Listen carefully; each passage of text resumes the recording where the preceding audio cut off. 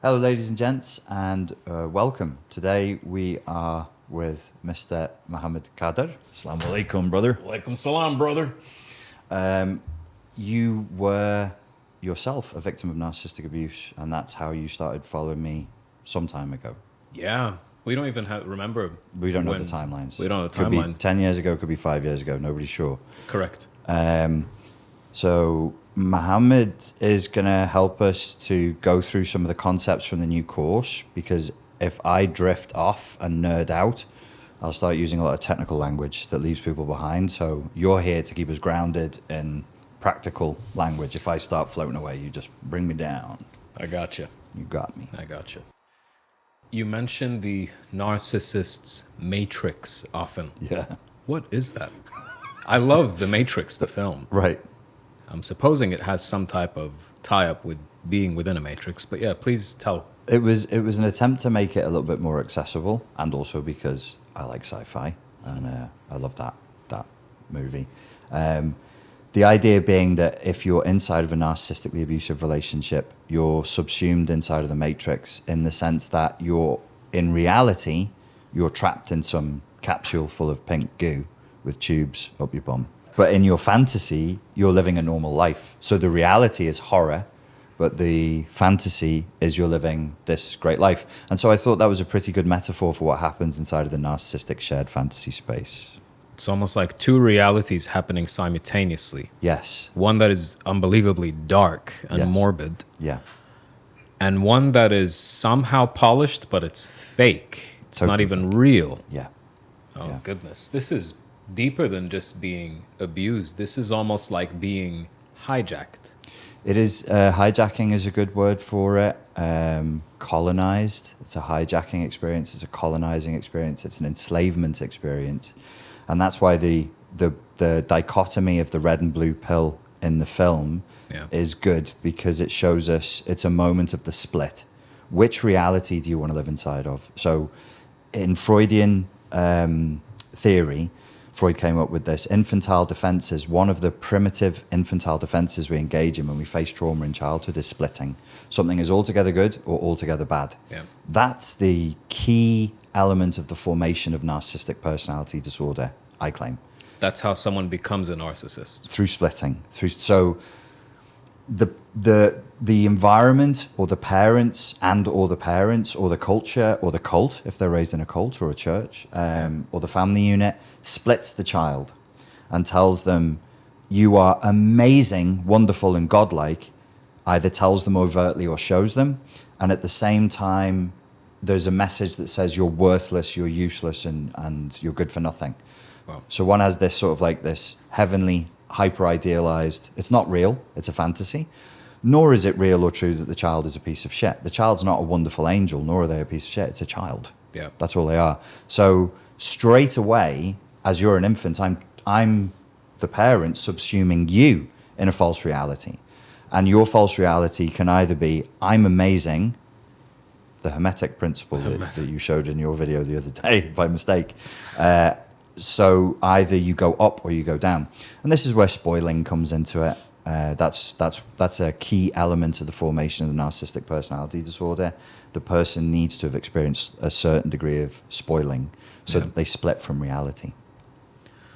Okay. Mm-hmm. So that's intense. So they've split from reality. Mm-hmm. Therefore, they need to bring you into this matrix fake reality they've created. And to do that, there's an element of like, I would assume, I'm looking at this as someone who hasn't immersed myself in the psychological lingo. Yeah. But this person brainwashes you, is what I would guess they need to do. Yes. They need to brainwash you, but it's more than just brainwashing. They need to change your very consciousness. Yes. So that you now are in this crazy reality with them. Yes. Am I understanding you correctly? That's correct. And you alluded to a key component, which is, as I put you into that crazy reality, the other reason why I refer to it as the Matrix is, if people recall the story, the machines are using humans as batteries. Yeah. So they're feeding them fantasy and withdrawing life force. And that's literally what happens. Or you could use vampire mythology. if you prefer. Wow. So you either got the Matrix or you got vampire mythology. I'm going to feed you a fake reality that's hyper idealized, and I'm going to take your life force from you at the same time, which is what the Matrix does. And that's what a narcissistically abusive relationship does. If that's not happening, if that specific structure, architecture isn't there, it's not a narcissistically abusive relationship. There are emotionally abusive relationships that are horrendous and leave people with PTSD. But if it doesn't have that key component, we can't call it a narcissistically abusive relationship. So this shared fantasy space that's created is very specific to these types of personality disorders, the narcissistic personality disorder. The shared fantasy as a concept kind of grew out of the psychoanalytic theory tradition. There was a psychoanalyst called Sander who published about the narcissistic shared fantasy. But originally he was saying that all interactions have a shared fantasy.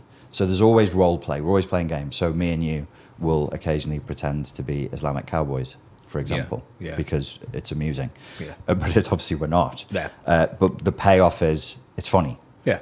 You have your role in the relationship. I have my role in the relationship. All of this plays out unconsciously. Yeah. So shared fantasies are a normal part of friendships, relationships, family relationships, sexual relationships. Everything has a shared fantasy. This is the narrative of us, the story of us that we're both buying into. Yeah. When it's narcissistic, that's when it's extremely dangerous, because one person is exploiting the other knowingly. So I'm subsuming you in a false set of coordinates of what this relationship is, knowing that it's deceptive, knowing that and once you're in, I can't afford to let you out. So I have to abuse you to keep you in the machine. So remember when Neo wakes up, he's like, bah! No eyebrows, bald. He starts pulling the tubes out. I can see you start to wake up sometimes, and I have to put you back to sleep, and it's the abuse that does it. Wow. It's dark. It's dark. And it's, as I was doing the course, as I was writing the course out, I was like, okay, I'm going to follow every single byway. That I'm going to leave no stone unturned. And I realized it's actually, recovery from narcissistic abuse is a huge topic. But because I've been at it for years and I'm a nerd for it, everything gets compacted down into small data points. So I look at it and I go, it's not, it's just this. And then I opened it up to try and explain it. And I was like, oh my God, it's heavy. There's a lot to understand. And it's a dark reality. Yeah, I would assume, because there's, based on everything you've said, I can see that there's a reprogramming of the very consciousness that you have, which then reshapes an individual's reality. Yes. This isn't some mumbo jumbo woo speak where we say that consciousness shapes reality. That's a fact, because consciousness will affect your actions that you take and the decisions you make. No, you can, I understand. To Stillman, your position, you can make that statement from a pure neuroscience point of view. Yeah. And most neuroscientists would agree with you, yes. Yeah. Where you're putting your attention and the roles you're playing at an unconscious level massively impact your perception of reality. And what is reality sans the perception? Without the perception, there's nothing. So yes, I'm subsuming you in a false reality, but I don't mean it in a woo sense. Maybe there's a woo element to it. Sure. Maybe there's magic. But it doesn't matter. It's at not, this point. I don't touch that because I don't know how to control it. Yeah. So I'm like, okay, but this I do know is what's happening. Yeah. So it's, yes, you're right to say that. If I hijack your consciousness, it's like being in a cult. Yeah. And then you start creating your own false reality. You lean into it. You add energy. Wow. That's a defense. So the narcissistic shared fantasy, this is where it gets really screwed up, is, okay, I'm imposing it on you, and it's abusive, and you hate it. Of course you do. You're a human being. Yes.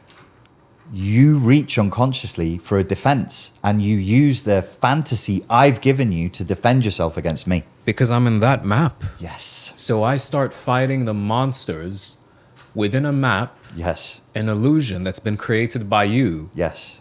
And I stay there, and if anything, I go deeper into it. Correct. Because I then add to the story. Yes, you do. This therapeutically, it's very, very difficult to unravel. So I've seen people talk about it. So therapists will go online in the online space, therapists, counselors, coaches, just YouTubers who are just doing content, and they'll go hard on the problem. Like, how does narcissism show up? What are the different types? Is it somatic, cerebral? And then you say to them, what's the solution? And they get real quiet. They're like, I think, talk therapy, your relationship with your therapist. And I'm like, no, because if you go to a therapist right after a narcissistic abusive relationship, you're still on my map. So they're in the level, within the shared fantasy, playing into the story, playing into the entire book. Let's call it the book that the narcissist has now plunged you into unwillingly. Yeah. And you're now trying to fight the demons within this space when in reality, you've got to leave the damn book first and foremost. Yes. So you could, man, that's insane. It's really tough. That's insane. So you could be fighting a battle that is still within the narcissist's domain. So there'll be people in the comments who'll say, yes, I did 10 years of really expensive psychotherapy with a highly qualified psychotherapist. Yeah. But if the psychotherapist or counselor or coach doesn't understand this, you will see therapeutic progress, but you're still on my map. That's insane. So you're only getting better in my map, which means you're practicing the map. So when you hear people like me going, you must disrupt the narcissistic shared fantasy first, that's what we're talking about. Right. You're still on Doom level 8 or Call of Duty level 8, and you're like, I'm getting better, I'm seeing my therapist. But you're seeing your altered perception of a therapist only through that map. That's insane. You're still in the matrix. You're still in the matrix. Literally. Yeah. As good as you get, you're still in the matrix. Correct. 100%. Wow. 100%. They've literally colonized the mind. Yeah, it's there are parts of the mind, we won't go into it now, but there are specific parts of the mind that are hijacked, to use your phrase, colonized. It's like a software virus. So there's an infection that's running, and the more you try and pull that virus out, the more the virus digs in. But I wanted to make this clear for the clients and for the therapists, in a way that means that therapy can be done functionally. It's going to be tough. It's going to take a while. But then on the other side of this, you won't see people get back into narcissistic abusive relationships again. You have people who are like, I'm a narcissist magnet. They've done it 5 times. Yeah. Probably they did it once. They just stayed in the map, and they just found a new person to join them in the map. A new boss. A new boss.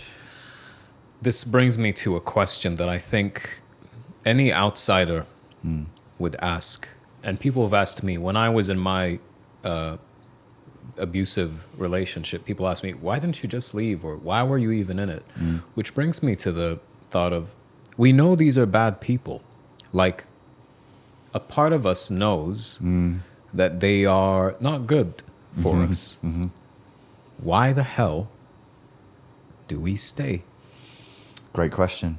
So I love it. I was smiling because it reminds me of Slavoj Žižek. He's a philosopher, but he was a psychoanalyst first. And he was trained in psychoanalytic theory. And he's taken a Freudian concept, and he describes it as the fetishist split. So inside of the fetishist split, and he applies it to culture and politics and everything that we're talking about. We could apply to mass media, social media, politics, everything. So you're saying the question I just asked you of why do we stay can also apply to why do we watch the series we watch when we know they're horrible? Why do we vote the way we vote? Why do we double down on a culture that we know is sick and perverse? Why do we why do we follow the series that we watch when we know everybody in it is evil and trash? So the fetishist split, as he would describe, would be a state in which you know and do not know. Remember before we said about splitting? So the torture of narcissistic abuse is when 2 parts of you are believing things that are completely contradictory to each other, and they start to pull apart. And that's cognitive dissonance. Cognitive dissonance, when you say it dry, doesn't sound that bad. And it's like, well, it's cognitive. So it's in the head, something's bugging you, or something doesn't feel right. No. Cognitive dissonance is experienced as massive amounts of somatic stress. And it's because 2 parts of you are being torn in 2 different directions. I know he's abusing me. No, he's not. You made him say that. Remember the nice thing he did for you. You with your ex. She's the girl who cheated on me and bragged, or not your story, but a story of a guy. She cheated on me and she bragged about it afterwards. Yeah. Yes, but she needs me. Yes, but I'm her linchpin. So they pull apart, and you're in a fight with who? Yourself. Yeah. Now I've got you. Yeah. I don't even have to fight you. I just throw you fake monsters every once in a while, and you experience all the stress. That's crazy. It's horrifying. That's crazy to think that. Man, it gets me thinking, like, and I'm sure other people would ask this as well. Why would someone do that? I don't think that every narcissist has a master's degree in psychoanalytic theory and could write a book about it. I think the way that they experienced abuse, because they show up fairly consistently in Tokyo, in the Gambia, in Spain. They say the same things, and they do the same things, and they do the same routine. I think we shouldn't apply to them too much cunning. I think what it is so the one way of looking at it would be it's a horrible exercise in dark empathy. For a moment, if I asked you to think about manipulating a girl, you know she's a little bit lonely, and you know that she really wants a boyfriend. So you're charming. You be the boyfriend that she wants to be. You gas her head up. Yeah. You gas her up. You're white. You're a white knight. You're the best you could possibly be. Yeah. How hard would it be for you to then? And really, all you want to do is she has money and you don't. Okay. And she's hot. Yeah. So you want sex and you want money, and Yeah. you just keep her going. It's not that you know you're lying. You know you're manipulating her. It's within the target. So the effects of this kind of abuse are very, very hard. And you asked, why would she stay? Because you've given her the bait of the perfect man. Yeah. And she's fallen out with her family. She's in a foreign country. I don't know, some vulnerability. Yeah. And she's like, if it just worked with this one guy, I will go to heaven. Yeah. I will leave behind mortal pain. I will leave behind the material world, and I'll go to heaven with this. You know, you become a prophet, a messiah in her life. Yeah. And I'm using this language very deliberately. It's not hyperbole. I'm not exaggerating. You're on the pedestal for me now. Yeah. You're the light, the truth, and the way.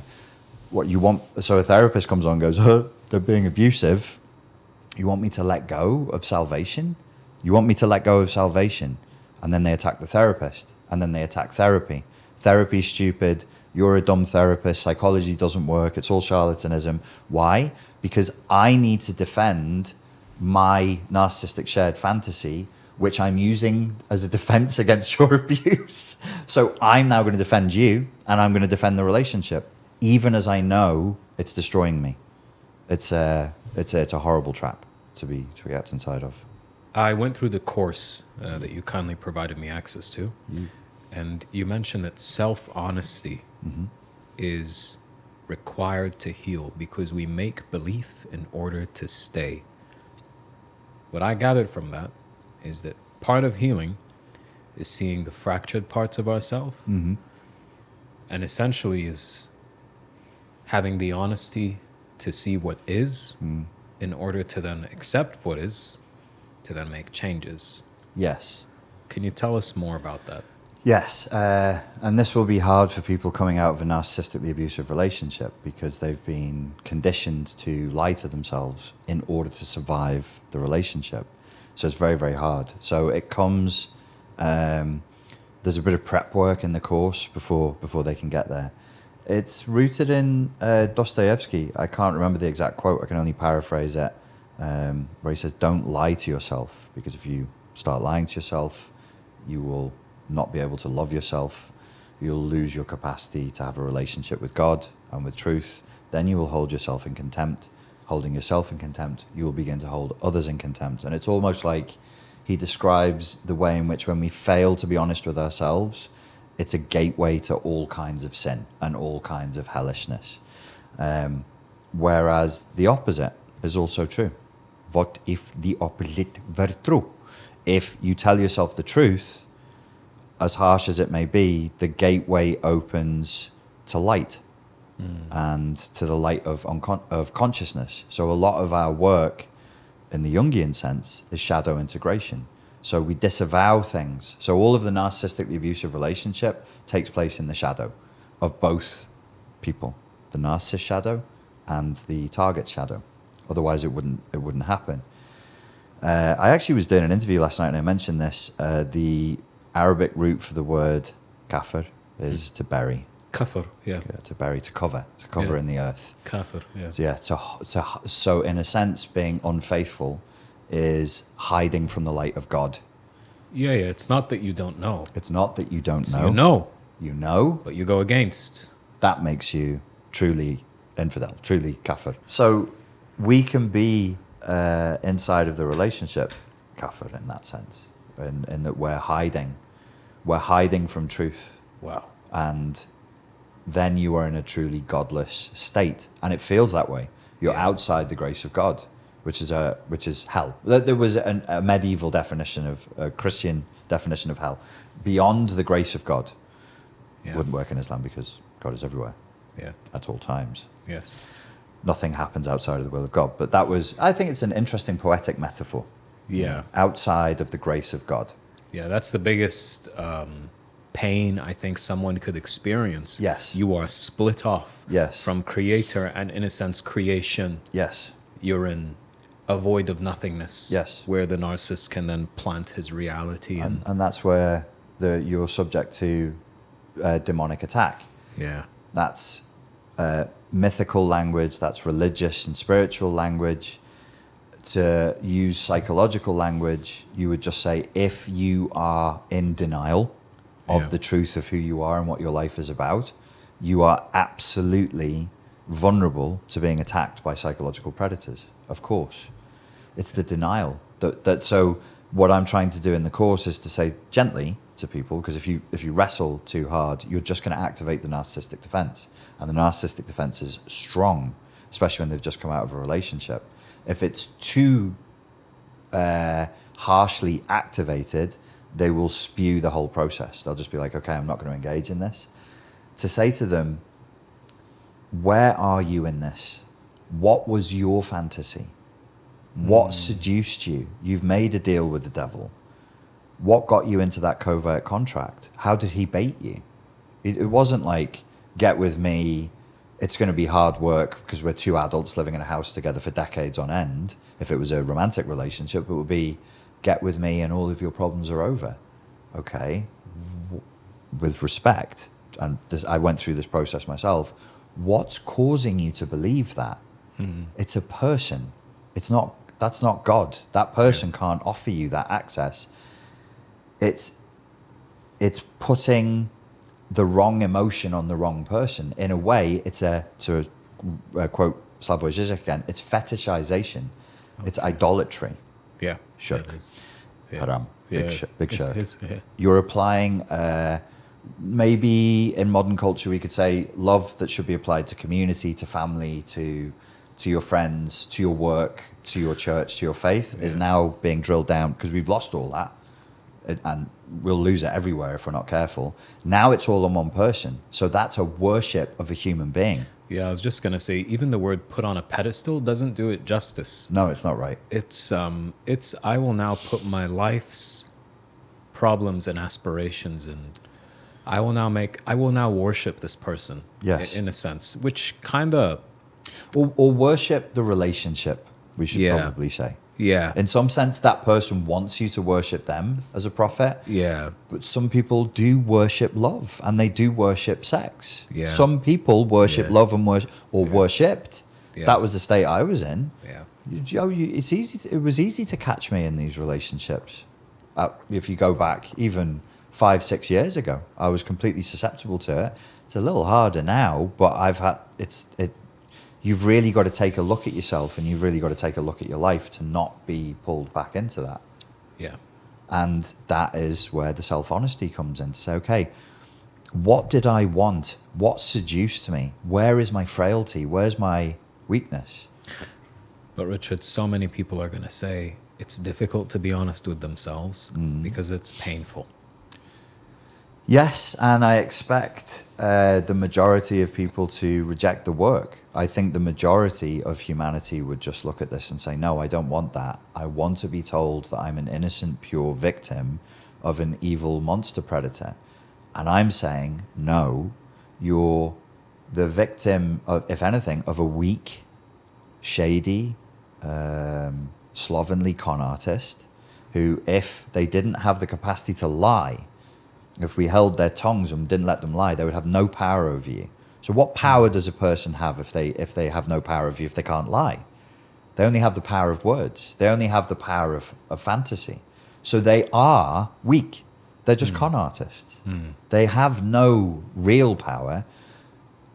And then we'll be like, well, if they don't have power and they're just this like creepy slob con artist, which is what I came to the conclusion in my relationships. These are relationships that devastated me, really, really wounded me, badly for years on end. Gave me physical, as you know, like physical. Yeah. I got very, very physically sick because of the psychological sickness. What is that? I can't say that's her. She doesn't have that power. I'm giving the bait, the desired outcome, that power, because I wanted it so much. But I wasn't aware of the hunger that I had for it. I think this goes back perfectly to the analogy you spoke about where it's in the Matrix. Yeah. They feed off of your life force. Yeah. They literally take what you give them energetically, which Yes. in my head, if we think scientifically, is time and effort. Right. So they take your time and effort and they see, oh, I have your time and effort and I have your emotions hooked into this. That's good for me. It means I'm important. Yeah. I'm going to keep you in this reality now. Take a bit more of this abuse. Yeah. And then they keep doing that until when? What's the end goal in the narcissist's mind? Because in a normal person's mind, the progression of a relationship is get together, love each other, stay together forever. Hopefully, usually that's the idea. Get married, have kids, or don't get married, but just stay together forever, etc., etc. What the hell is the end goal of the narcissist or this type of personality? It's a big question. I'm going to say something, but I don't want to lose the thread of what you've asked me because it's a really, really important question. So I'm going to start by saying, I think currently in modern mental health, there is a huge underestimation of how viciously destructive narcissistic psychopathy is. Yeah. Massive. I keep hearing and seeing people, qualified or unqualified, students of psychology, psychotherapists, whatever, talk therapy is going to help. Talk therapy can do this. We can ameliorate the symptoms. We can change their patterns of behavior. And all I'm thinking to myself is, you fucking wish.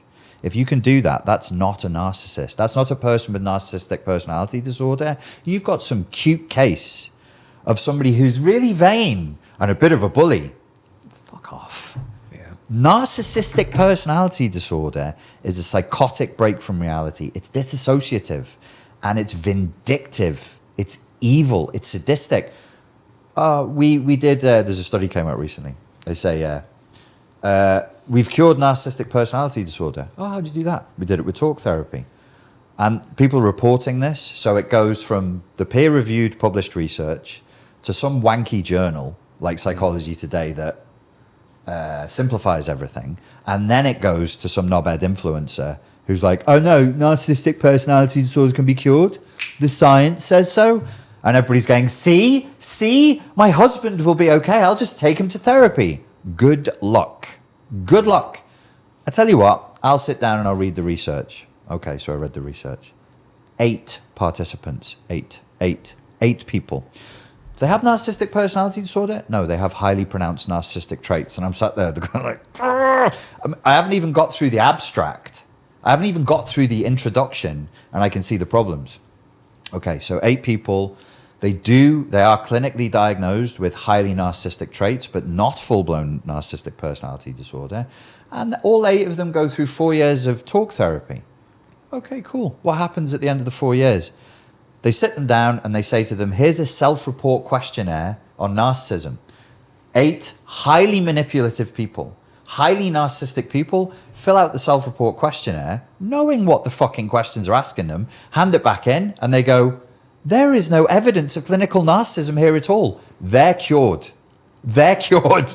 And I'm sat there going, this is science. Is this real? This is real. This is real. This is the state of psychology today. We're in a replication, all of science is in a replication crisis. Psychology papers, depending on the field of psychology, replication means if you do an experiment here in Dubai with 50, 25-year-old men that shows a certain psychological predisposition to this, I should be able to come to Dubai with a similar cohort and get nearly the same results. And we're getting nothing like the same results in upwards of, depending on the psychological category, in upwards of 65% of papers. It's pure quackery. It's quackery. It's charlatanism. It's not science anymore. So here I am going, because I deal and have dealt for 13 years with people like you.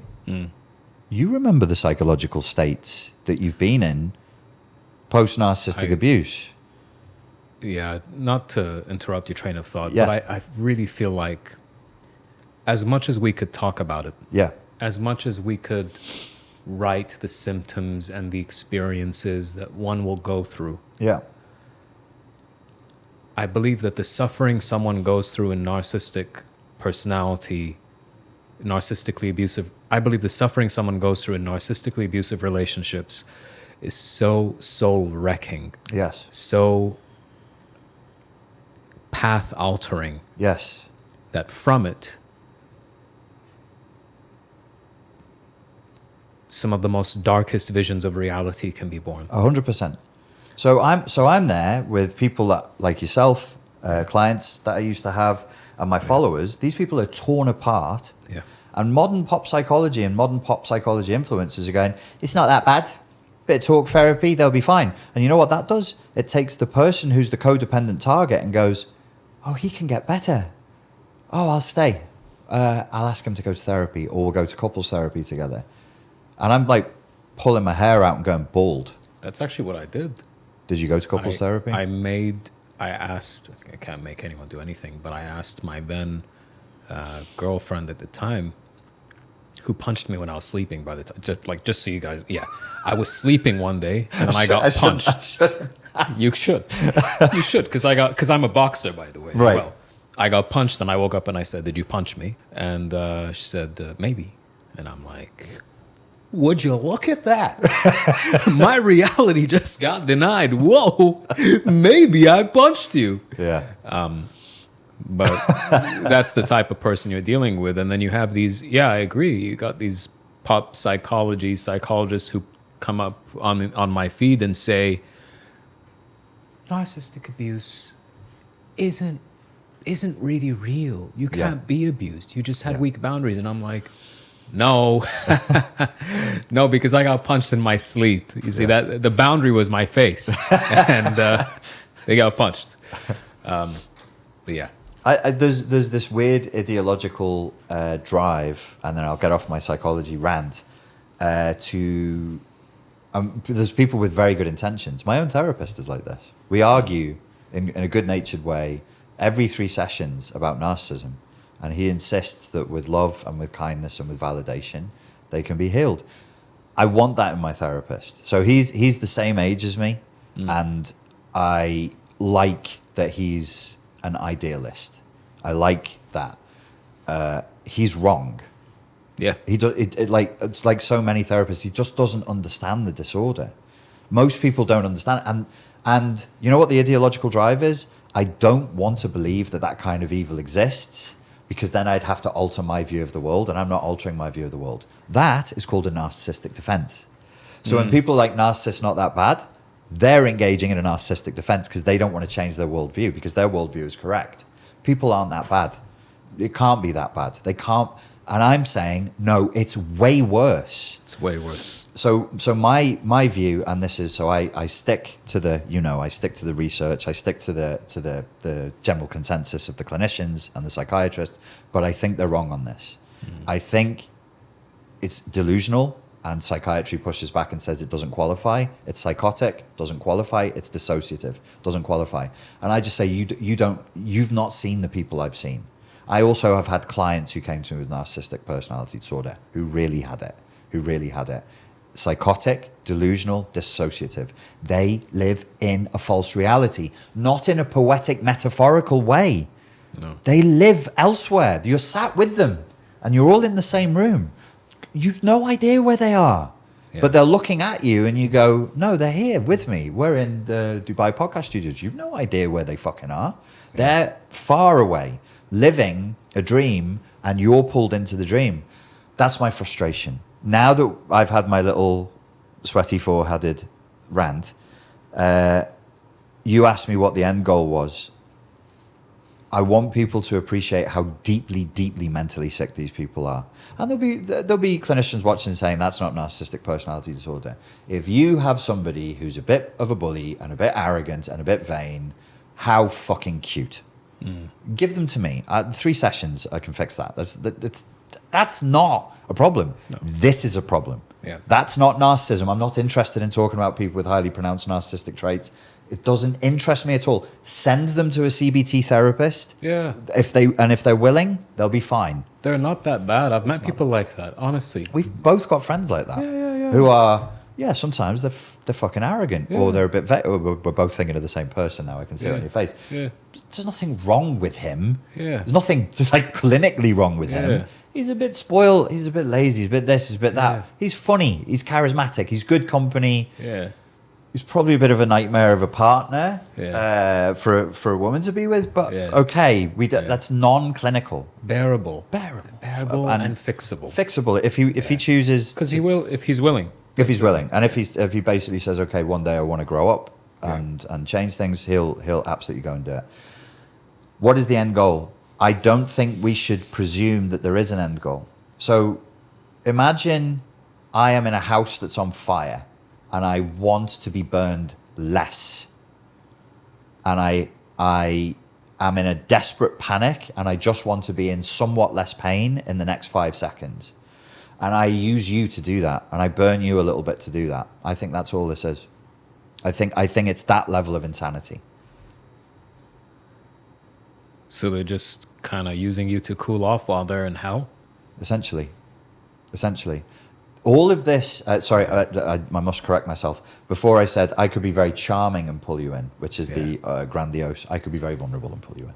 Right. My life is a mess, Mohammed, please. I'm just a small girl. Please come and save me. I'll find any way, basically. Whatever appeals. Find any way. So charming, not charming, vulnerable, something that hooks the target. Yes, no, my claim is that this is backed by the consensus literature, because a lot of clinicians are now saying, can we please have a conversation about how anxious narcissists are? They're anxious. They're very anxious. So previously, they would say there's no medication you can give somebody who's been diagnosed with narcissistic personality disorder. Recently, they're saying give them anti-anxiety meds. What does that do? It makes them less abusive. Yeah. But this is a... hold on, because I think this is a very... I think we have to be really careful here, because old me who heard this would have then went, I finally found the cure to unlock the love I've always wanted. Just take these pills, sweetheart, and then you'll love me again. Oh, they'll start crushing them and putting them in the coffee and saying, are you enjoying your coffee? While I'm getting punched in my sleep. Here's your coffee, bastard. I'm not saying that's not going to resolve the personality disorder. It's not going to resolve the core structure, the core architecture. But part of their core architecture, I mean, one of the pillars in their foundational personality is that they are anxious. They're hugely anxious. It's a personality disorder, I'm claiming. Obviously, I said it's psychotic, it's delusional, and it's dissociative. Why? Because, yes, they're in hell. And it's an urgency. There's an urgency to them. So no, they're not making long-term plans. They just want to feel better this hour, this day, maybe this week. In that sense, they're very psychopathic. Yeah. And in the future, in the DSM, all of this will be redefined, and we'll put psychopathy back into narcissism. I guarantee it. I guarantee. Maybe not within the next 5 years, but within the next 10. And you'll see it. They'll say, what they'll do is they'll say, this is an issue of moral redundancy, but they'll find clinical language to say that. You have no morality. I have no morality. We're both narcissists. So there's no... I'm not interested in right or wrong. I'm in pain. I want to feel better. That's not, I'm claiming narcissistic personality disorder has always a deeply psychopathic element to it. And the idea is, if I can climb the ladder of interactions, of life, of status, of my family, of my social group, I'm in slightly less pain for a period of time. I'm going to ask you a question Go ahead.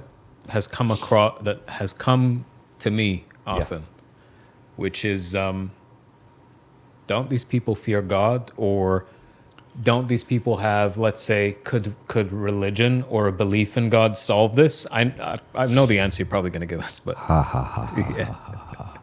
Where is your God now? Yeah. I had this experience. Do you remember I told you? Where is your God now? That's because I said, okay, shit. you were raised to an ex-partner of mine on a phone call. You were raised Catholic. You say you love your grandmother who raised you like a mother because her mother was incredibly abusive. Recite the Lord's Prayer. Why would I do that? Do you still believe in God? What God are you talking about? In that voice, like in a man's voice, it was like talking to somebody who's possessed. And I was like, is there a God is there no God? I just got goosebumps. And she started laughing and she said, what do you think? How do you feel right now? I said, I'm desperate. I'm in a lot of emotional pain here. And she said to me, where is your God now? Where is your God now? And I'm like, I think this girl's been so thoroughly abused and so battered through life. It's okay. I'm not saying she's possessed. But the metaphor of possession before psychology is exactly what you would say. That's what you'd say this girl is possessed by some evil masculine energy, some kind of animus possession was going on. Yeah. So no, they're not interested in morality. They're not interested in God. Who cares about God? Why should anybody care about God? You have to be aspirational to care about issues of philosophy, right and wrong, and God. You have to aspire to more. I don't think that they do. I think they only aspire to more power. It's crazy, and I'm not to make this whole thing about me, but I think the story you just shared with us. But I had a similar experience with my ex when I would I've been in 2 narcissistically abusive relationships, and I don't use those terms lightly. The first one, so I'm Muslim, so I like to listen to the Quran in the morning. And for those Islamic police people watching me, they'd be like, why do you have a girlfriend? Well, I did. I'm not going to be a hypocrite about it. I did. All right. I did. You have made big haram. I made big haram. I did. But I still like to listen to Quran in the morning. Yeah. I played it one time when I was with her in the car. And she started screaming and said, turn it off. Turn it off now. I hate it. Yeah. I hate the sound of that.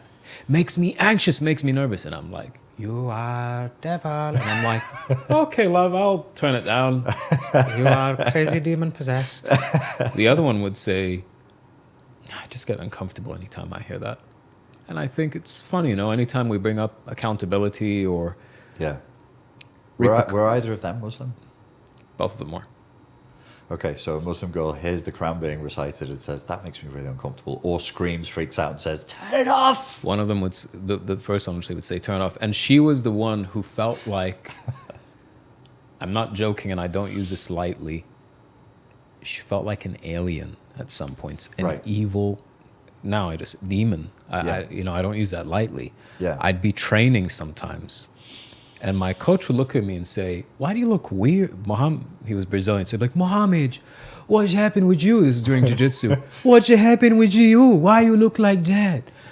And I actually opened up to her and I'm like, coach, she punched me in my sleep. And then she cheated on me with 2 other guys at the same time and sent me a bunch of crazy stuff.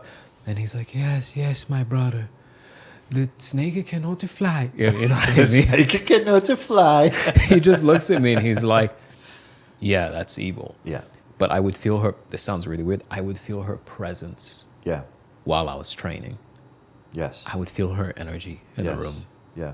And it would go away when I would recite things from the Quran. Yeah. I don't know what happens there. Is it psychological? Is it not? But to bring it back to the main question, which is, have they no morality? Do they not realize what they are doing is cruel and hurtful, and they are wounding someone on a soul level, that they are breaking someone? I've spoken to narcissists who know that that's what they're doing, and they delight in it. They delight in it. They do it deliberately. They enjoy it. Yeah, this one guy said to me, it is my intention that the women I abuse eventually unalive themselves. Wow. He said, I would do it, but I'm not brave enough. I'm too squeamish. I don't like blood. And I didn't believe him. I didn't believe him. I was like, yeah, the old evil bad guy routine, you know, twiddly mustache, big cape. I want to murder women. Sure you do, kid. Sure you do. I didn't believe him. That was my narcissistic defense. I was like, nobody's really like that outside of fucking movies. And then I found out that was what he was deliberately engaged in. So yes, sometimes they know it's evil, but they don't care. What? Who cares? God, where's God? Look at the world. Where's God? No aspiration. There's no faith is not possible there. Such arrogance. Massive arrogance. Don't they know that one day they'll die? No, again, I think, so remember this rant over here about how people don't appreciate how mentally unhinged narcissistic personality disorder is? No, they don't. The narcissistic shared fantasy was defined by either Frank Yeomans or Kohut as being timeless, boundless, and rootless. They're living a myth of immortality. Sounds like you described timeless, boundless, and rootless. Sounds like God. That's right. It's a God complex is non-clinical, but it is a God complex. It's a God. It's not like so. The level of evil is not God doesn't exist. I'll worship the devil. That's fixable. It's God doesn't exist. I am God. I can't help you with that. The center of the universe. I'm the center of the universe. I am that which is. It's pure infantile solipsism. It's the solipsism of a 4-year-old. When the 4-year-old goes to sleep, the world disappears, surely. Right? Yeah. I'm taking a nap. That means mummy and daddy and everybody's gone.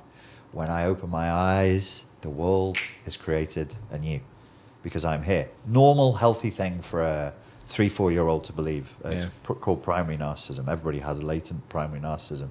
You're supposed to grow out of it. They don't. But then they develop the skills and have the potencies of adulthood to apply to the 3-year-old mindset. It's a hugely infantile mindset. And I get emotional and aggravated talking about it because it's not some sort of like, I don't want people to misunderstand. It's not like a professional envy thing where I'm like, oh, people are getting more likes than me and they're talking shit. It's you're saying stuff that my followers are listening to and now they're sicker because they've heard you say shit that's given them hope. And I'm trying to keep them on a hope fast. I'm trying to keep them on a hope diet because the hope is killing them. Because it's feeding the fantasy. It feeds the fantasy. Fuck. It feeds the fantasy. And slowly you die. Okay, it won't be anything dramatic unless you're being pushed by a psychopathic narcissist who's trying to get you to unalive yourself. But your life will be shorter, 100%. You'll have more illnesses, more addictions, and more chronic disease. Just to go back to the concept of the fantasy. Yeah.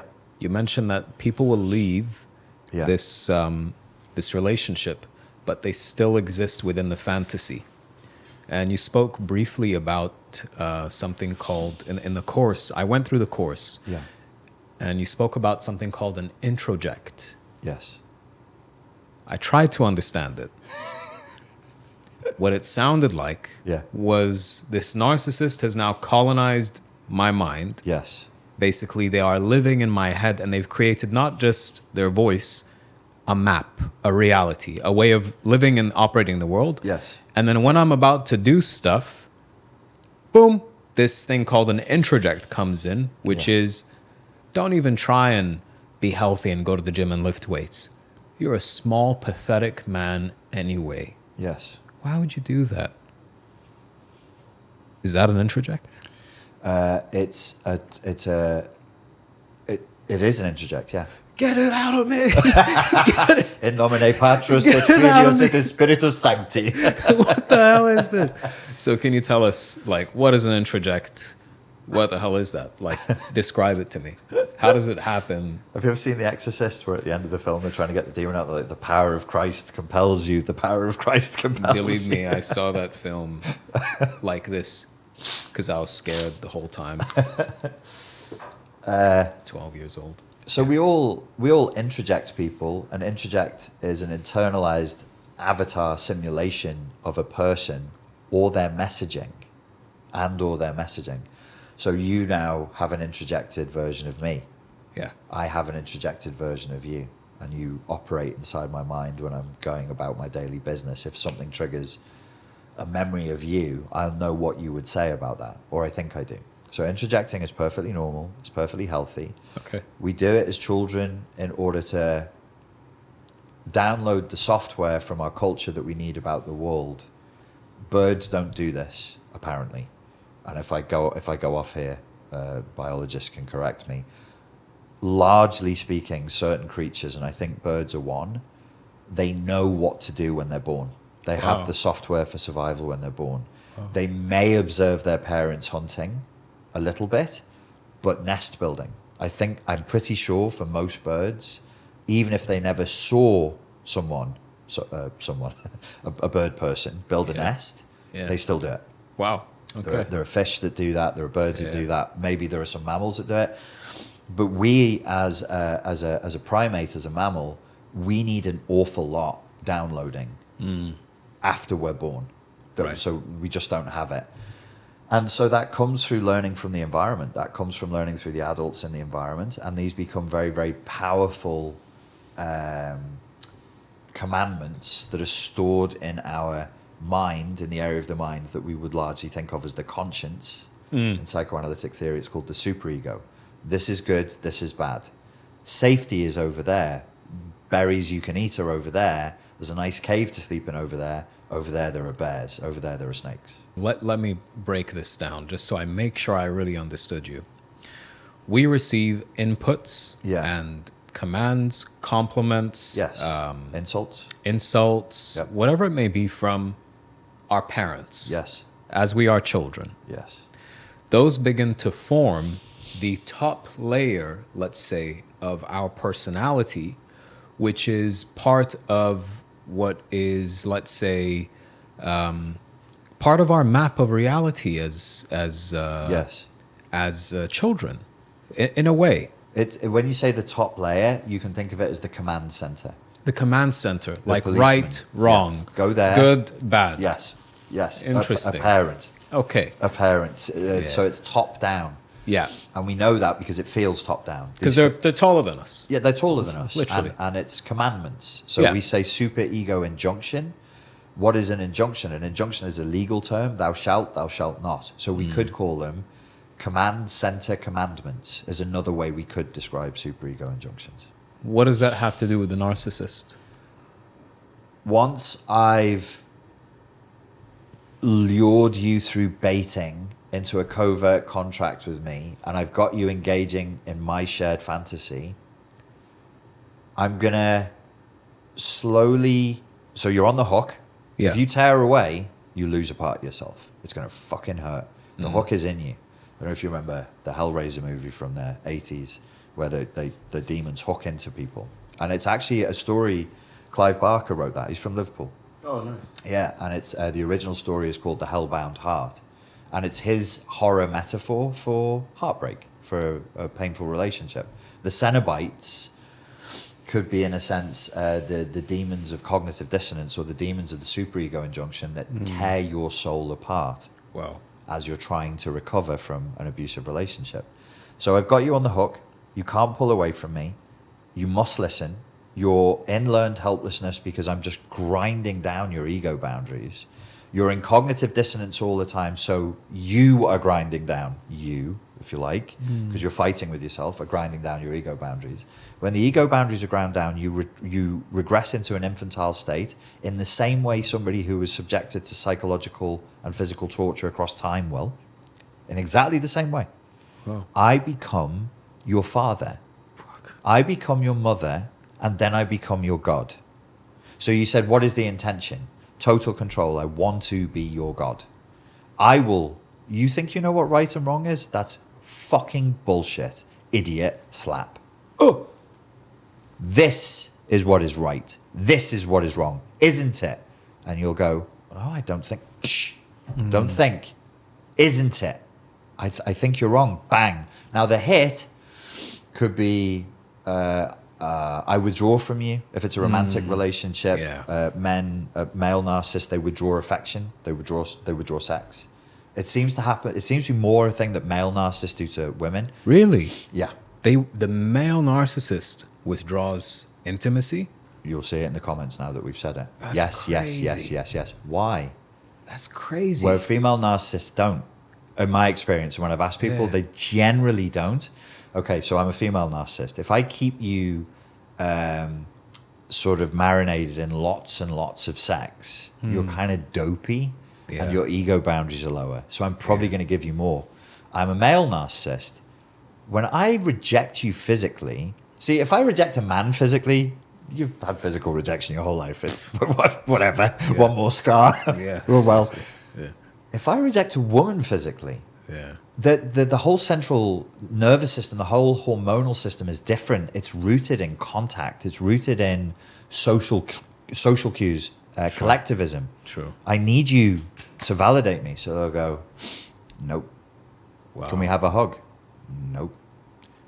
Are we going to have sex? I'm really horny. And even if he's horny, he wants to punish her. He wants to torture her. Nope. I'm not even going to look at you like that. But I'll let you see that I'm looking at other women like that. Now you have dread. Jesus. Are you looking at that woman who's jogging? No.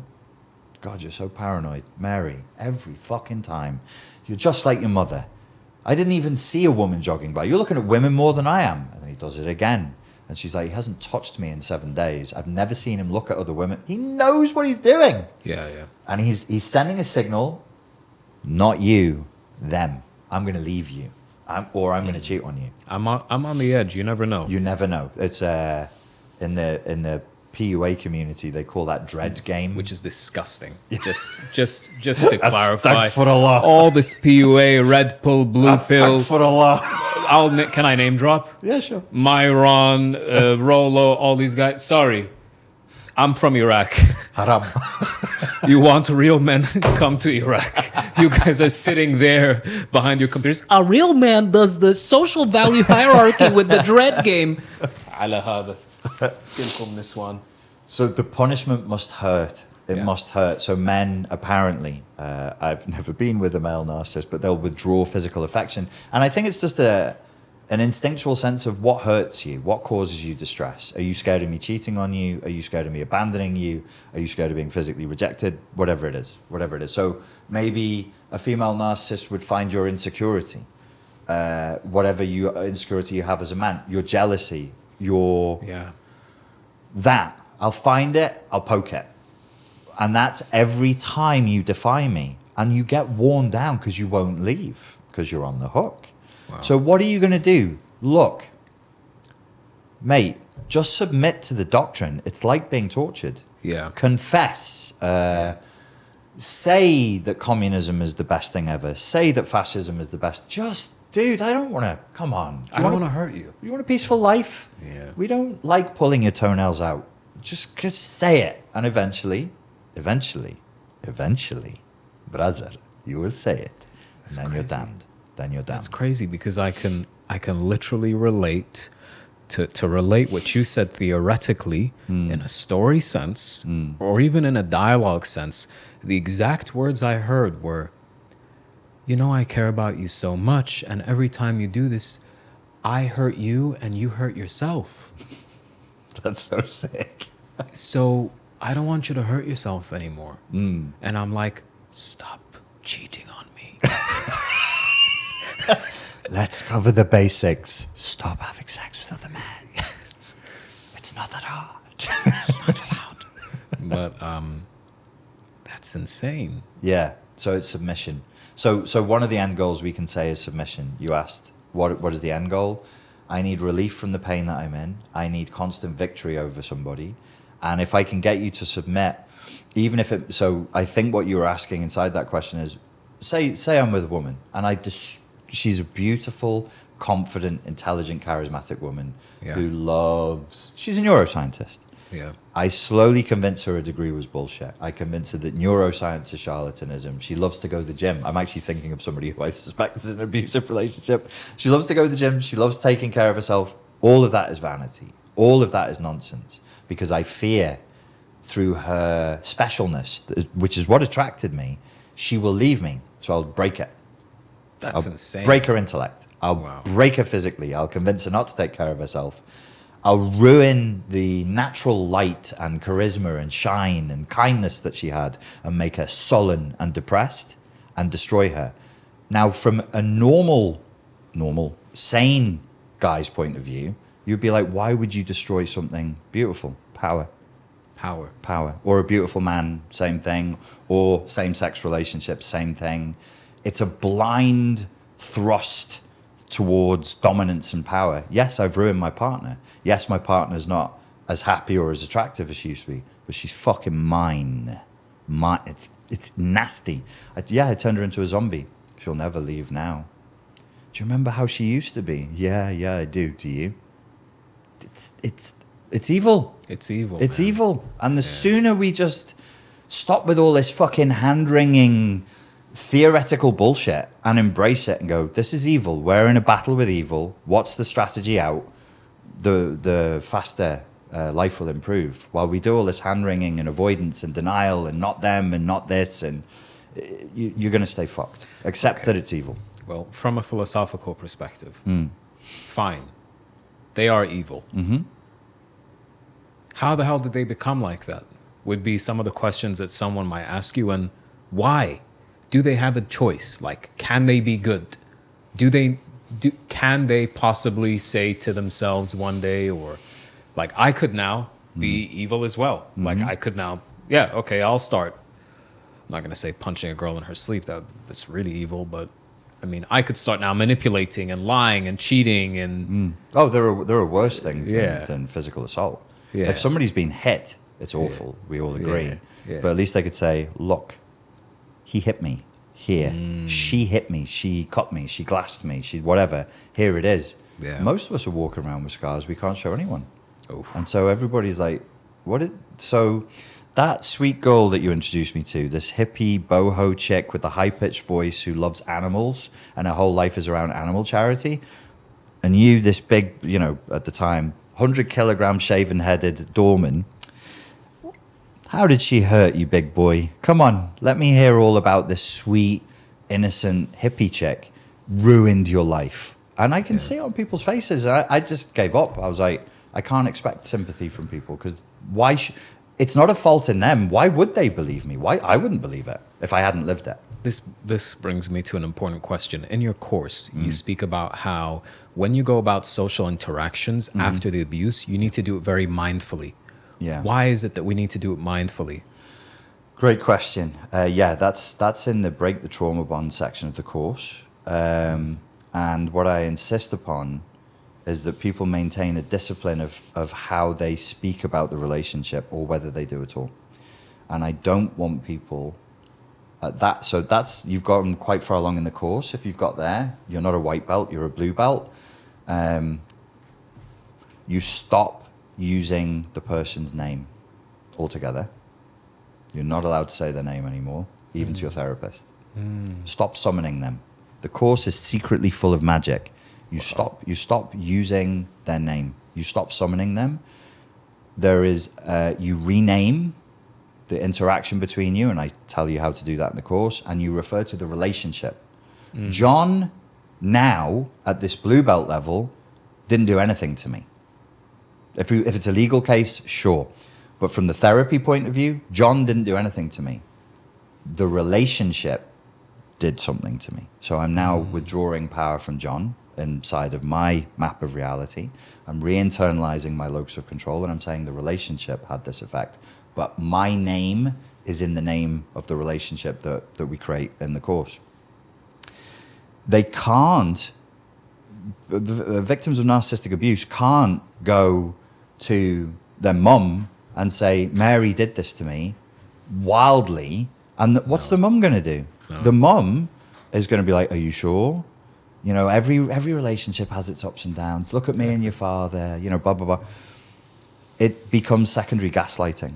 So normal human civilization will gaslight you on behalf of the narcissist because nobody wants to believe how evil and corrupt a human being can truly be and how damaging the relationship can be. It's anathema to our sense of civilization. So you can't talk to your mum about it. Yeah. You can't talk to your friends about it. Your friends are going to give you horrible advice. Yeah. and they won't understand, and they'll disbelieve you. And even if they don't say, I don't believe you, you'll see it in their eyes. Like I did. Like, my friends are looking at me going, sure, dude. Sure. Like, yeah. It's a girl. It's a girl. Obviously, something's gone on here, and I'm sure you feel hurt, but it's not what you're saying it is.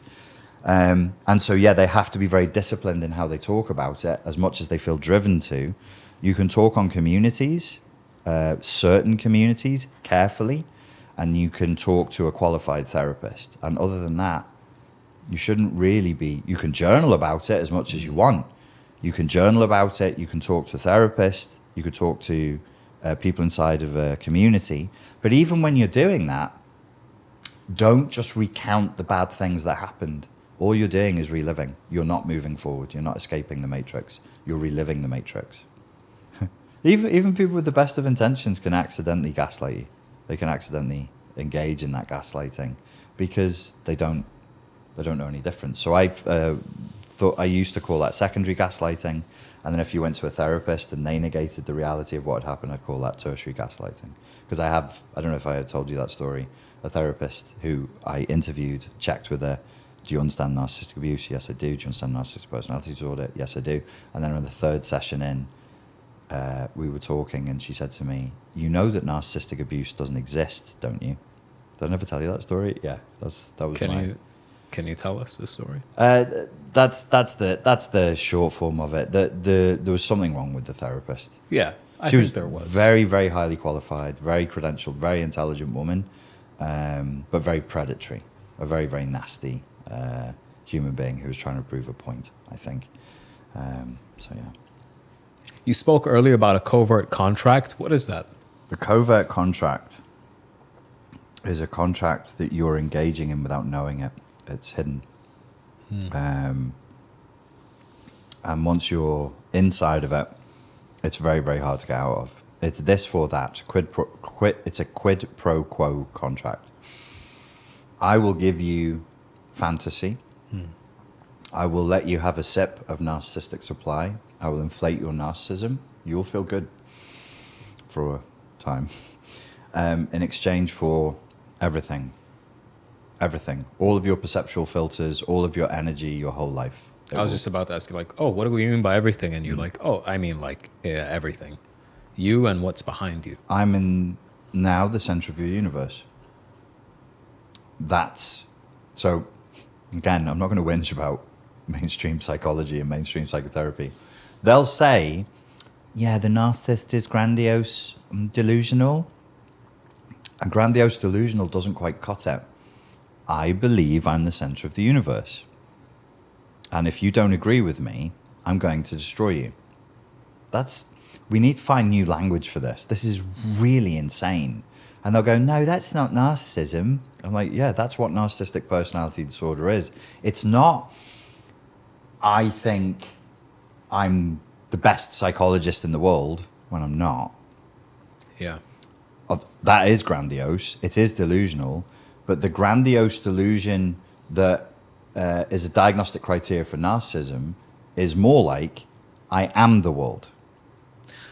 When you say we need to find new language to define it, I feel like the word narcissist is synonymous with someone who's consistently taking selfies on Instagram, look at me, grandiose, when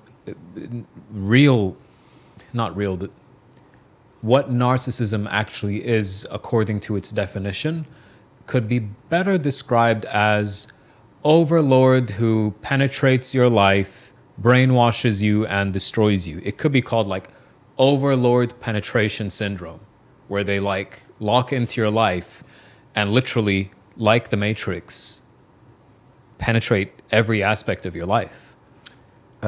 Yes, I mean, you could write to the American Psychiatric Association and suggest that it be called penetrative overlord syndrome. And do this with your fingers and say, it's going in everywhere it can go in. They don't stop. And they'll be like, oh, yeah, that's great. Yes, we'll do that, Dr. Mohammed Kader. Yeah, but like... No, yeah, you're right. You know what I mean? As in, it's very hard to sum it up in dry clinical language. Yeah, And so you're because compelled to use the language of science fiction and fantasy and horror. vampire, Yeah, vampire. Matrix, Overlord. Overlord. Overlord. I think Overlord is the name of a horror movie. I think it's a Nazi zombie movie. I think. But yeah, no, you're right. And I think there is a shyness about doing that. In the same way there's a shyness about science ever touching the paranormal or UFOs or anything. Because we're doing science, you should be dry and clipped and clinical. Yeah. And that's fine when you're talking to other initiates in psychiatry, in psychotherapy. When that shit hits Gen Pop, I agree. It just mediocratizes everything. When I say superego injunction and I'm the narcissism guy, they're going, the ego, but Superman's ego. Really big ego. No. I'm sorry. It's a bad translation. In German, it was Ich. It was Ich and über Ich. The over self, the over I, the overlord. Wow. Yeah, that's what it was. Which it makes sense. Overlord, over self. Really what's happening in narcissistic abuse is you actually have a very weak ego. It's very weak, but the superego is hugely powerful. Wow. And that's the narcissist. They have a very poor ego. They have very bad ego boundaries. But their judgment and the terror that's rained down on high to themselves and to the world is huge. The superego is massively inflated in narcissistic personality disorder. Right. Going back to the narcissist, you mentioned that when they were given anti-anxiety medication, they became less abusive. Mm-hmm. I'm very curious, and I'm sure many people watching this are as well. Are you good? Yes. Yeah. I'm sure many people are curious about this as well. What is going through the narcissist's head? Like, do we know, or do we have an account of how a narcissist actually feels? The only person that I would trust to faithfully report that is a guy. He's ex-military. He calls himself the Nameless Narcissist on TikTok. And we've not spoken face to face, but emailed with him a few times. I think he would tell you and tell you the truth. It's usually what's going through the head are very powerful superego injunctions, and they're split. So there'll be one superego injunction or introject saying you're worthless. They're laughing at you. You're stupid. She doesn't love you. She hates you. See, just like everyone else, I told you, you're unlovable, you're worthless. And the other voice is saying, you are the top G. You're amazing. Everyone loves you. Everyone wants to be you because you're the best at everything. Imagine having those two voices running 24/7 in your head in two completely different directions, the cognitive dissonance you would experience that then becomes anxiety. Yeah. That's the hypervigilance. How do I look now? How do I look now? How do I look now? How do I look now? How do I look now? And now, and now, and now, and now, and now. How do I look saying this? How do I look to you? How do I look to them? They're nuts. to use a non-clinical term. Okay, which brings me to my next point. Why would they need to abuse if they're feeling that? Yes. Okay. Very good question. In this state, my architecture is in a permanent state of narcissistic injury. You know what that is? Tell us. Okay. So narcissistic injury, the way we would usually talk about it and think about it is I have my narcissistic, grandiose version of who I am, a narcissistic shell, and it defends me from reality. I'm the top G and I'm amazing. You say something or do something or remind me of something that injures the shell. No, you're not. Do you not remember this, or this happened, or that person's doing this? It wounds the very sensitive skin of the shell.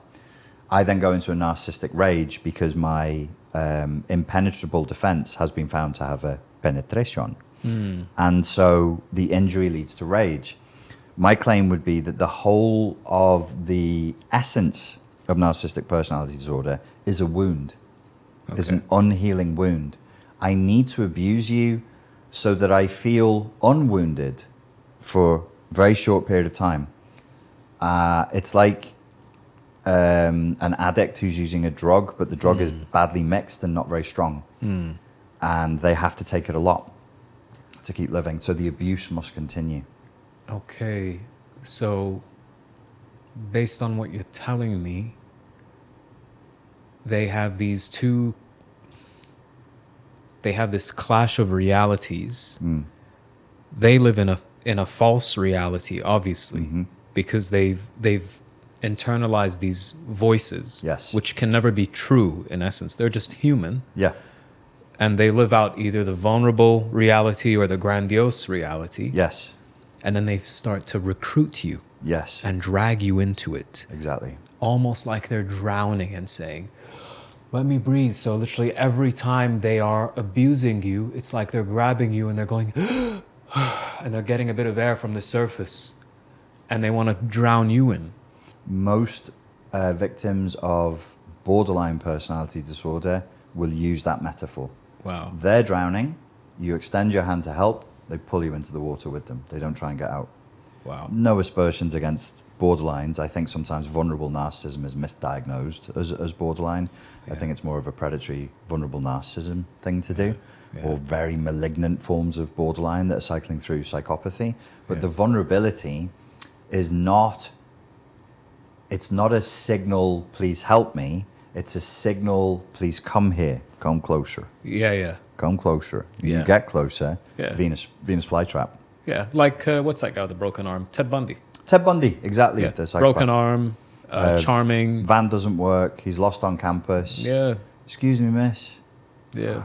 I can't get my van to start. Yeah. I don't know where I am, and I'm using one arm to try and change the tire. Could you help me? Yeah. It's just a different way to bait you in. It's bait. It's It's different, bait. like, and it'll come in different shapes, forms, and sizes. 100%. Some will be charming, like that. Some will be wounded. Some will be this way. I think that's. Am I understanding this correctly? You're understanding it correctly, and Yeah. let's remember that it again, it's largely based on the target. Yeah.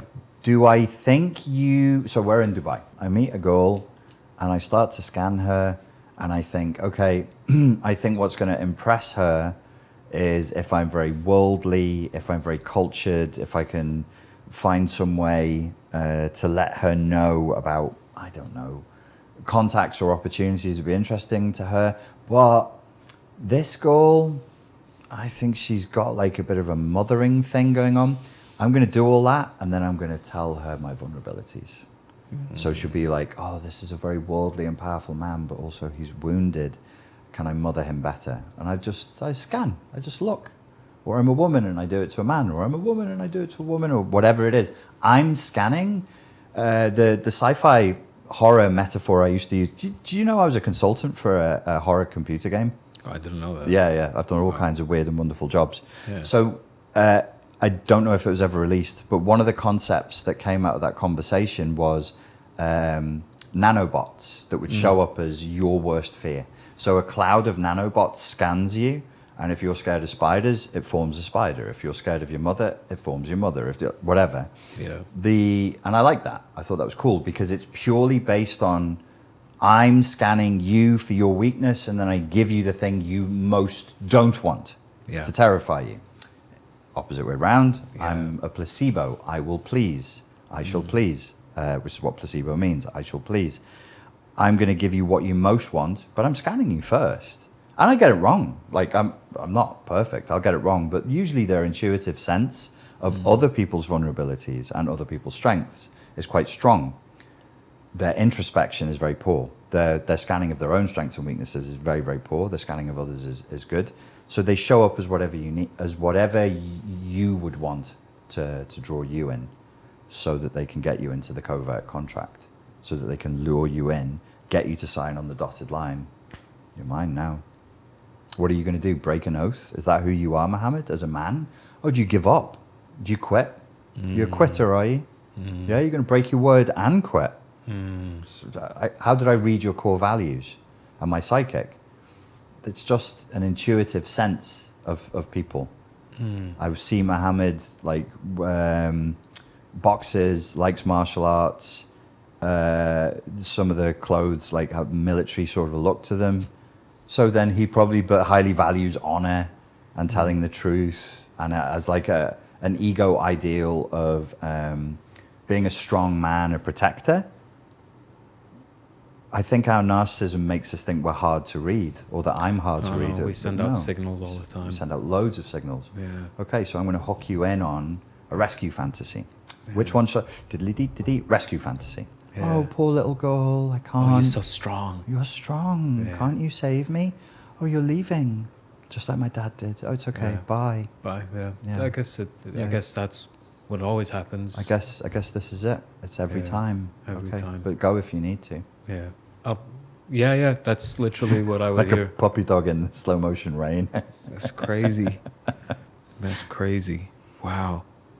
And all of that is there to keep the supply going. I need narcissistic supply so that I don't drop down into the bad place.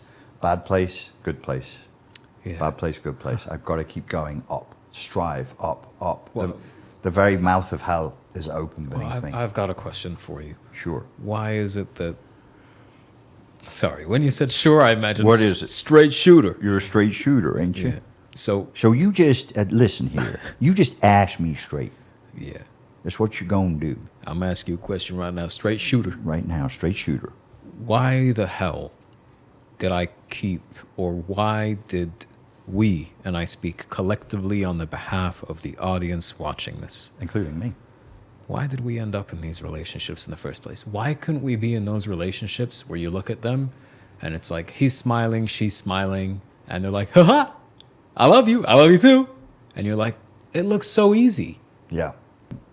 Why? Well, because we're very, very complicated creatures. And I get into this in the course. I had this weird moment in the hotel in Murdiff as I was looking for props. And obviously I was using the iPhone as a camera, so I had this. So I started saying, all of your unconscious conditioning is, from the Jungian point of view, is in the shadow. Okay. I can't see it, but it's guiding me. It's guiding me forward. Yeah. As you start to wake up, you can look peripherally, and you're like, oh shit. I'm saying I want a good and loving woman, but then when this goes over, I'm like, good and loving woman, boring, gross, dangerous psychopath, yummy.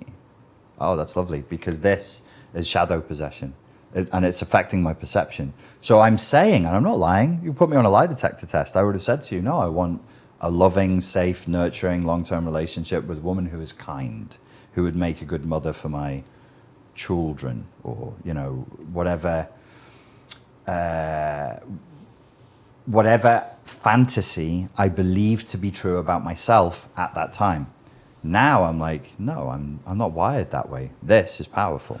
This is really powerful. So are you saying that there is something we cannot see, that we cannot even think about, correct, that we don't know about, yes, that is guiding, not even guiding, that is making decisions for us? Yes, effectively, yeah. When Jung talks about, so when people go online and they talk about shadow work, I don't even know what most people think it is. I see them talking about it. I'm like, I just see a bunch of hippies and talking about, honestly. It's wonderful because they think Jung and Buddhism is just do whatever you want and just love everyone. And I'm like, that's neither Jung nor is it Buddhism. I don't even know what it is. People talk about shadow integration online. It's just a bunch of guys yapping about it's a lot. Shadow this, shadow that. And I'm like, shadow what? Yeah, it's a lot of yap. Everything you have ever disavowed. So you have an ego ideal. Let's make yours really cartoonish. It's a two-dimensional. Say you're more of a jock. You're a thinking man and you're an introvert. You're sensitive, but you're not in this. You're a jock. You love boxing. You love watching podcasts about the Navy SEALs, and you just want to have a normal life. You want to get married at 30 and have 2 kids and follow the path, largely speaking, of your parents. Everything that's your ego ideal, and you go, that's a good man. So I should have said this before. The super ego lets us know what we need to do to qualify as a good person in our own eyes. Got it. I hope everybody got it. Super ego lets me know if I'm doing good or bad through my own perception of myself. It dictates how I see me. Yes. Got it. Correct. Okay, so Muhammad wakes up this other version of you, and he wants to drink, or he wants to go to Ibiza and snort coke, and then he starts to disavow that drive, and he pushes it to one side. It doesn't go away. This is Jung's idea. The impulses to do things that are against the ego ideal don't disappear. He was friends with Freud for a while. They would have agreed on this point. It's suppression will then lead to expression further down the line in weird ways. If a load of impulses come up and they're not dealt with, if they are kafard, and covered, eventually they come back to possess you. To possess. So that's shadow possession, not shadow integration. In shadow integration, you would say, yes, I want to snort coke and sleep with 7 strippers in one day in Ibiza. So you would say, I want that, and you'd look at it, and you would accept it, but the greater pleasure is here. And some kind of therapeutic integration, some kind of softening of the two states, so we haven't created thesis, antithesis, and then they just battle. No. We go for synthesis. We try and bring it together. Almost like an understanding of oneself. Sure. You know? An honesty, a self-honesty. Yeah. Or, I don't know, you get with a woman who also is of the similar mindset, and there's integration, not suppression. Yeah. Suppression leads to possession. So this stuff, when I say things like, I want a safe, nurturing woman, blah, blah, blah, blah, blah, that's in accordance with my ego ideal, because my ego ideal is not, I'm a masochistic pervert who wants to experience betrayal and pain and cheating over and over again. How am I going to look at myself in the mirror? Like, what kind of a person is that? And yet, that was true for me. Yeah. So this, probably I was somewhat aware of it. I was like, so it wasn't all the way back here. It was there, but it still had a huge power over my life. That's what Jung seems to mean when he says, making the unconscious conscious. Yes. So his phrase was this: the role of psychotherapy primarily is to make the unconscious conscious, from darkness into light. He was a student of the magical arts, the Hermetic traditions. It's an alchemy. It's not lead into gold. It's unconsciousness into consciousness, which is Gnostic Hermeticism. That is the discipline. It was never about being rich. It was never about physical, material wealth. It was about spiritual wealth. And he took that and he managed to put it in psychotherapy. But the terms are so mystical and so vague, most people misunderstand it because it's not easy to grasp. But the key word is disavowal. This is me. No, that's not me. It's like, that's your hand, dickhead. What are you going to... No, it's not. Well, it is. Well, I'm going to put it in my pocket. I'm going to live with my hand in my pocket. Okay, you ever going to use it? Nope. Is the hand going to be healthy if I do that for 10 years? No. Is this arm going to work? No. And then what? You'll wake up with sexual paraphilias, murderous impulses, crushing depression, God knows, shadow possession. Right. Interesting. So a lot of people who get into the narcissistically abusive relationships were very, very shadow, non-integrated. Right. And that's what's so appealing about the narcissist. That's what makes them sexy, is they're shadowy. Right. You want that. You want, but it's not that you crave to be destroyed. It's you crave to know yourself through that. I think a part of us knows that they're kind of evil, and a part of us kind of wants that evil because we've not embraced our own evil. And when I say evil here, I mean evil by civilized standards. If we all think of Mel Gibson's movie Apocalypto, and the people who are living in that, we were all a variation of that at one point in time, somewhere in the world. Yeah. We had our symbols, we had our rituals, we had our gods, we had our fetishes, literal, physical fetishes, magical sticks, and I get pierced here when I kill a leopard, and if I kill this, then I get the branding. Oh, wow, that's hot, that's sexy. I know you're a good man, I know you're a good woman, because you're wearing the status symbols. Those are highly symbolic creatures. These are people who are more advanced than we are psychologically. More advanced. More advanced. They're shadow integrated. Do you want to kill people? Yes, absolutely. I can't remember the guy's name. He's a a Native American teacher on YouTube. He has a huge channel. I think it's called Navajo Teachings. But he says, if you look at the teachings across North America of all the tribes, of all the language families, they all universally start from a principle, whatever the religious belief is, because it's all a little different. Humanity is evil. Oh, wow. Yes, humanity is evil, and it must be controlled with discipline. It has to be disciplined. It's not to be let free. It's not to be let free. So there's another one that the hippies would be like, oh yeah, love the land, stroke the horse. No, they knew that their hearts were full of lust and a desire for revenge and to torture their enemies and so on and so forth. So they needed a discipline. This ties in with the Islamic teaching as well. All truth is one, because if it's the truth, then it's the truth. It can't be denied. Yeah. So I do see that across all religions. I don't know much about Christianity, so I won't speak for that. But in Islam... You do. You know that there's cardinal sins. Original, people are not allowed to just follow their every impulse. Yeah, in Islam we have the human is created weak. We are weak to desires. We are weak to our desires, essentially. We're created weak, and that plays in. Greek philosophy is the same. Yeah. You've got to control the impulses if you want to be a human, not an animal. So... Yeah. It seems that woke culture of there's nothing wrong, you can do no wrong, there is no such thing as evil, is actually quite damaging. It's a purely narcissistic, psychopathic ideology in its core. Okay. In its core. Some of the people who are promoting woke are just kids who don't know any better. Like me, I was woke when I was a kid. I'd never been anywhere. Yeah. I'd never traveled. I didn't have any sense of history or economics. But it's a narcissistic, psychopathic ideology in its core, in that, yes, it desires boundarylessness. The fantasy is, if there are no boundaries, utopia will spontaneously emerge. That is insane. If there are no boundaries, the only thing that will spontaneously emerge is mass shadow possession and hell on earth.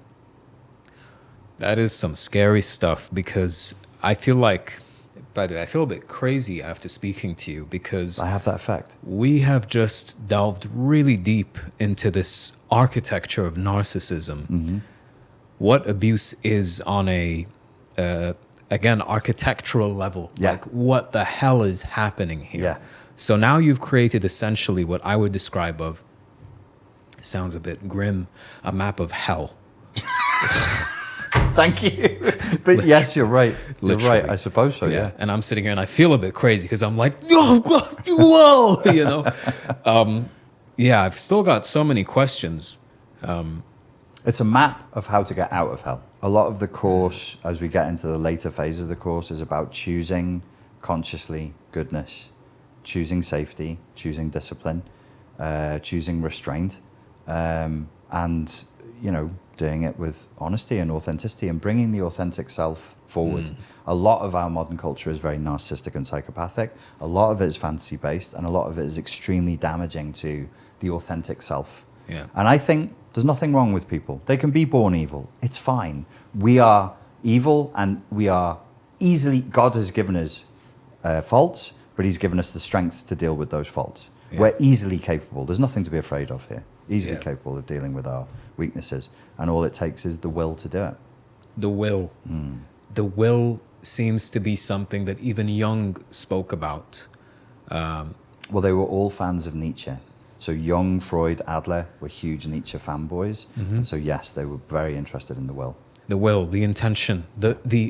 I think even before the intention. Before the intention. Whatever comes before the intention is the will, because the will allows you to make the intention. Correct. Right?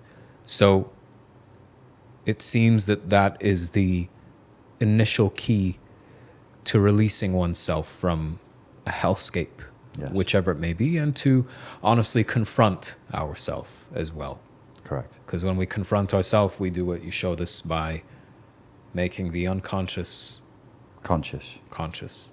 Where do we go from there? Well, that's where the idea for this course is that the course Deprogramming, the complete guide to deprogramming from narcissistic abuse. It's the last course I'm ever going to do on narcissistic abuse. I'm not doing another one after this. You're not making any more courses? No, this is it. This is That's last. it? This is the one to this is rule them all? the final word, the final seal. There should be no more after this. Okay. And it's my intention, it's the last one from me, and it's the last one anybody ever taking a course on narcissism will ever need. Okay. So that's my will and my intention written into the course. You will need nothing else after this. Do this, follow along, follow the discipline, follow the structure, and get back to living normal life. But you will be living life in a different way. And I'm afraid that's the nature of narcissistic abuse. There's life pre-narcissistic abuse and life afterwards, and there's no going back. And that's okay, because that's part of our evolution. We suffer, we learn, we move forward. And I hope that people will be stronger for taking it. But yeah, this is my last one. I'm not doing anything after this. Sad, but in a way, happy. Because it seems happy for me as a person, because I exist online as an avatar. Yeah. And for some people, a kind of a savior figure. Yeah. I am also a human being, and it's not good for me. It's not healthy for me. I need this to be in the next year to be a chapter that closes for me in my life, so that I can live, so I'm sure people want me to be happy. Yeah. And this is my way out. But that material will always be there. And the work is done. The work's done. The work is done. Yeah. Amazing. Thank you for everything, for all your service to humanity and beyond. Thank you, sir. Thank you. The complete Narcissistic Abuse Deprogramming Guide is available now. It's a step-by-step course that will allow you to completely eradicate the effects of narcissistic abuse. It's available now from richardgrannon.com.